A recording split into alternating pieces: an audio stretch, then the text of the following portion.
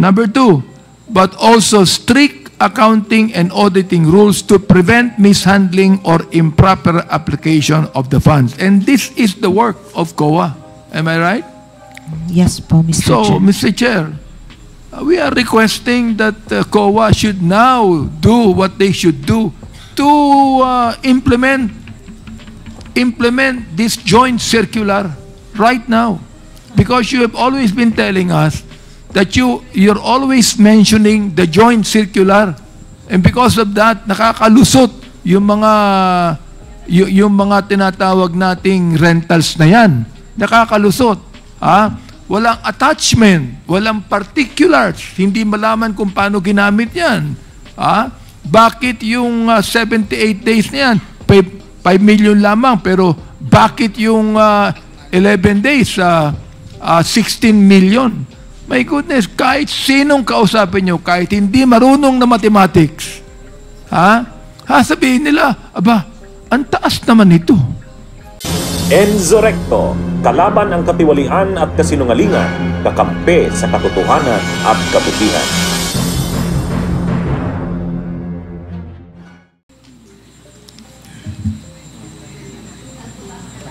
Honorable Benny Abante. Just a few questions before we wrap up. No? Yes, please continue. Ako naman talaga taga-wrap up kahit sa kwet ko man. Anyway, sa atin pong military, no? For example, Major General Bajau. Alright. Ano ba? Sa elementary and high school natin, matindi ba ang problema sa insurgency? Major General Bahao, Mr. Chair, may I be recognized?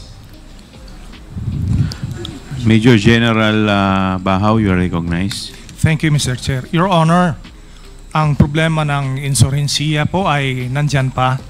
Although sa buong Pilipinas po, and I can only speak for Bicol Region na nire-represent ko bilang dating commander, ay pababa na po to.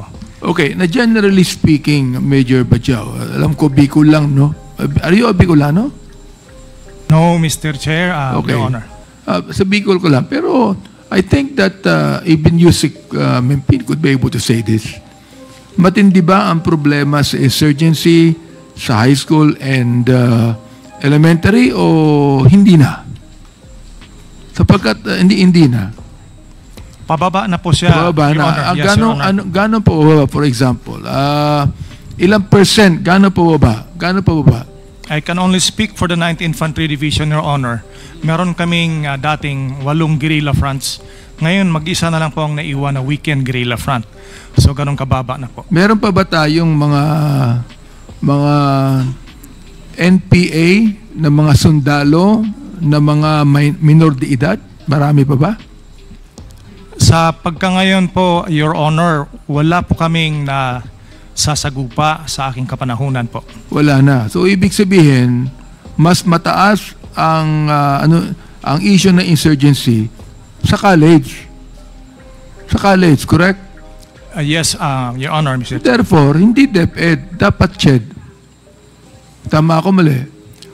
Your Honor, we categorize the youth po na 15 to 30 years old po.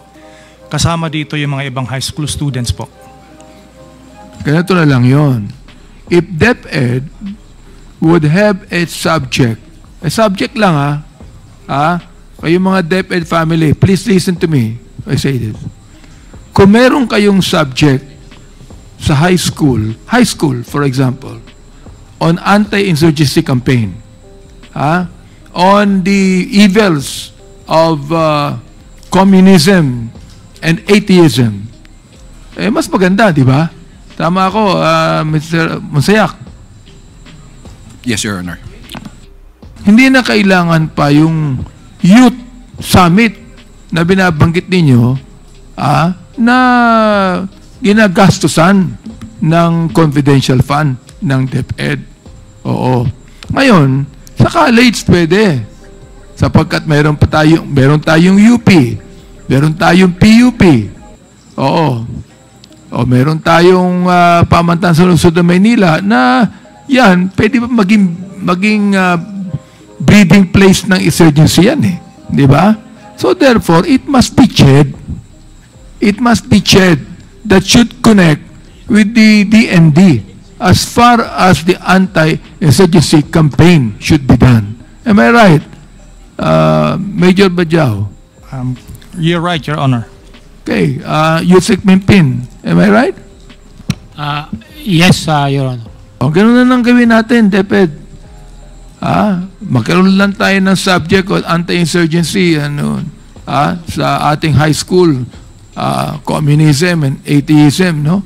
And let us just, siguro kinakailangan na rin natin na atin nang i-promote yung talagang for the love of God and country sa DepEd, no? Ganon din sa CHED. Siguro yan ang kinakailangan gawin natin ngayon. O ito naman, sa COA naman, no? Itong inyong joint circular is a joint circular that have been written na ang kasama dito, DBM, DALG, DND, Governance Commission for GOCC, and Commission on Audit. Am I right? Tama po, Mr. Chair. Yun. Walang DepEd dito eh. Tama po. Walang DepEd. So, ibig sabihin, kayong mga sa audit, Commission on Audit, should realize na wala ang DepEd dito. Hindi kasama. Ibig sabihin, hindi dapat magkaroon ng confidential fund ang DepEd in the first place. Hindi dapat magkaroon. And that should have been made improper. Oo. Di ba?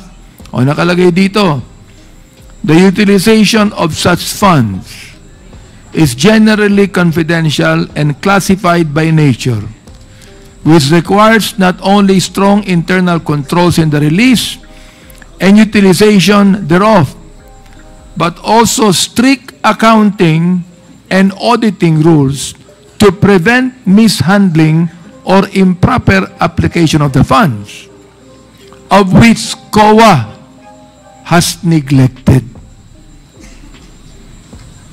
Attorney. Mr. Chair. What is your comment on that? Attorney Camora. Mr. Chair, actually po we are... Binasa ko lang yung nakalagay dito. Opo, we are currently in talks with the same agencies po na i-amend na po ang joint circular. Oo. So, ongoing na po yung talks about the amendment. And I think subject na rin po ito yata. Kasama siya sa court case, so hindi po... O, kayong mga nasa COA, Director, therefore, kung naniniwala tayo dito sa nakalagay sa circular na ito, then COA should strictly account and audit, yan nakalagay to prevent mishandling or improper application of the funds. We are now requesting in this committee, Mr. Chair, na gawin nyo na ito. Attorney, Mr. Chair. Yes, Mr. Chair. Gawin nyo na ito. Opo, Mr. Chair. Di ba? Please, gawin nyo na yung nakalagay dito. Yes, Mr. Para maulit natin to, malaman po ng taong bayan to. Ito, nakalagay sa Joint Circular number 2015-01, January 8, 2015 to nailabas. Ito nakalagay. The utilization of such funds is generally confidential and classified by nature, which requires not only strong internal controls. Yan. Una yan in the release and utilization thereof. Number 2, but also strict accounting and auditing rules to prevent mishandling or improper application of the funds. And this is the work of COA. Am I right? Yes po, Mr. So, Chair. Mr. Chair, we are requesting that COA should now do what they should do to implement this joint circular right now. Because you have always been telling us that you're always mentioning the joint circular. And because of that, nakakalusot yung mga yung mga tinatawag nating rentals na yan, nakakalusot. Walang attachment, walang particulars, hindi malaman kung paano ginamit yan. Bakit yung 78 days na yan, 5 million lamang, pero bakit yung 11 days, 16 million? My goodness, kahit sinong kausapin nyo, kahit hindi marunong na mathematics, sabihin nila, aba, ang taas naman ito. Di ba? Kahit hindi marunong magbasa at magsulat niyan. Pag nakita yung mga figures na yan, ba't ganun? Bakit ganun?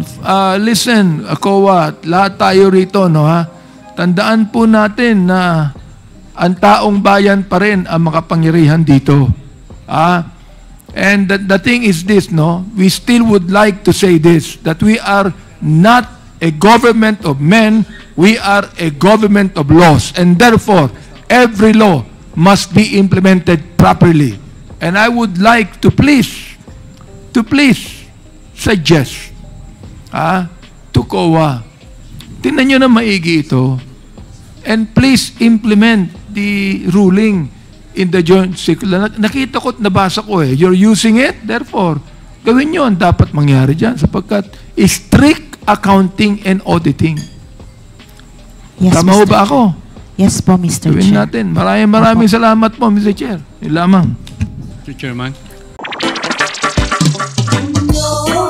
May kulanong salita na ang ibig sabihin dito ay ang pagkakaisa. Bunyog Party List. Halika na, Bunyog Party List ka na. Halika na, Bunyog Party List ka na. Sa susunod, ang atinang suportahan, Bunyog Party List, nagtataguyod ng katotohanan, lumalaban para sa bayan.